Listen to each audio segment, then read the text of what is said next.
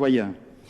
Le président de la République a réuni aujourd'hui en fin d'après-midi un conseil de défense au cours duquel ont été examinés l'état de la situation sanitaire ainsi que les projections les plus récentes sur la diffusion du virus, production réalisée sous l'égide du Conseil scientifique. J'ai conduit hier et avant-hier des concertations avec les représentants des groupes parlementaires et politiques, des associations d'élus locaux et des partenaires sociaux.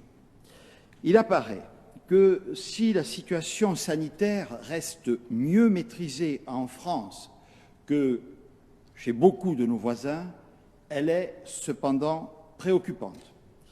Près de 27 000 de nos compatriotes sont hospitalisés pour Covid. Plus de 3 000 personnes sont en réanimation. Et je veux saluer une nouvelle fois l'engagement de nos soignants. La progression des variants dits anglais et sud-africains fait peser un fort risque d'accélération de l'épidémie. La question d'un confinement se pose légitimement compte tenu de ces données. Mais nous en connaissons l'impact très lourd pour les Français sur tous les plans. Ce soir, nous considérons, au regard des chiffres des derniers jours, que nous pouvons encore nous donner une chance de l'éviter.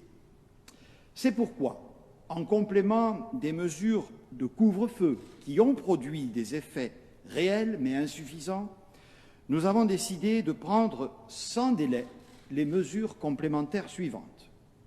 Toute entrée en France et toute sortie de notre territoire à destination ou en provenance d'un pays extérieur à l'Union européenne sera interdite, sauf motif impérieux.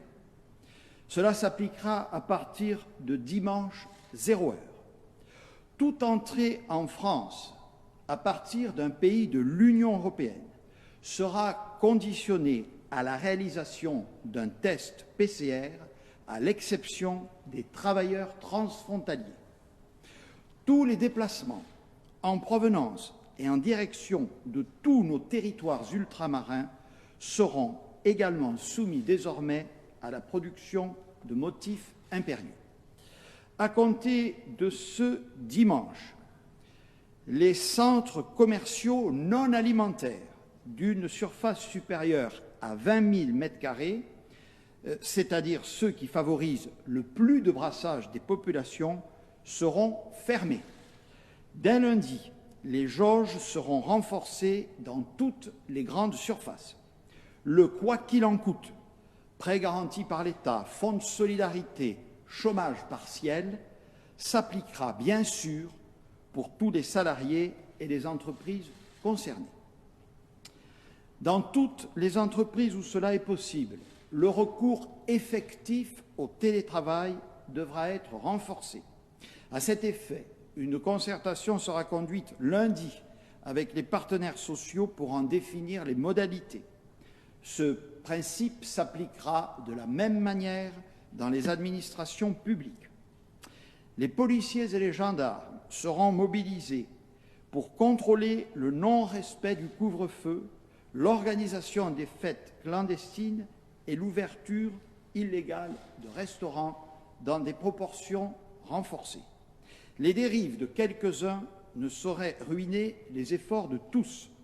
Une consigne de particulière fermeté sera donc appliquée pour ceux qui fraudent les règles en vigueur.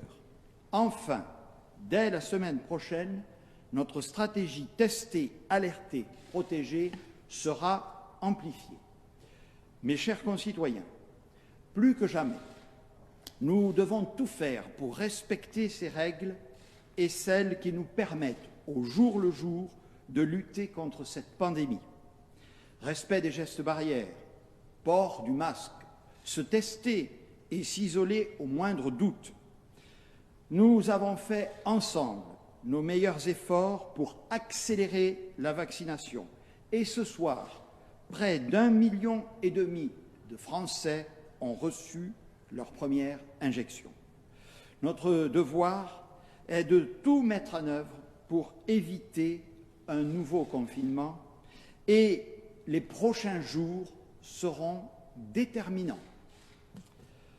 Soyons très vigilants, mais ayons confiance, car à chaque étape, les efforts collectifs et individuels que nous avons faits ont été payants.